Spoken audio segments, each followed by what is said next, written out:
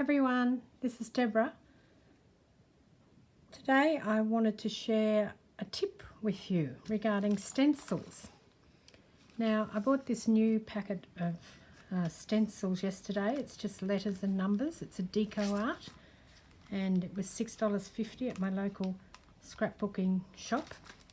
Let's open it up.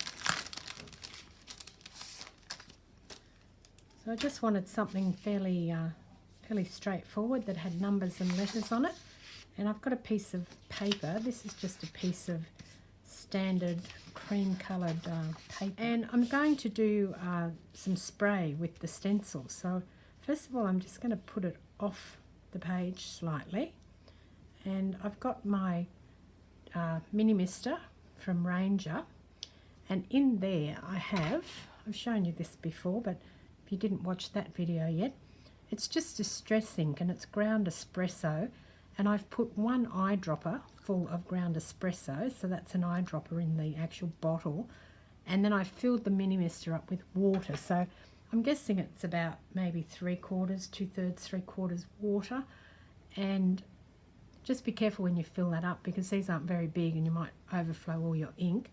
And I'm just going to spray. I'm just going to hold it up here and give it a spray. And you'll see what happens is, let's grab my baby wipe, it's all over my fingers. Obviously I'm going to get an impression there of the numbers, but what I wanted to show you was that there's a lot of ink on the stencil still. So if I turn that over and put it face down on my page, just give it a whack, yeah, that's a technical term, and lift it up, what I should get, you probably use a little brayer for this as well. I've got a brayer so I could grab that out. Is you actually get the reverse. So you're getting the negative of your stencil. So I wanted to show you this because I think it's good to be able to use products in different ways and not just have the same images, but you actually get the reverse, and plus then you haven't wasted all this ink. So you could continue doing that. Let's put some down here.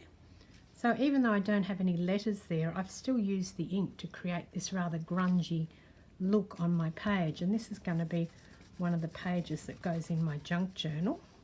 You can see there where I'm pressing the dots that you can see through the stencil, and that way you get to use all of your stencil and all the ink that you've put on there, not just some of it. So you could just keep pressing down, but I think we've gotten a fair bit out of that.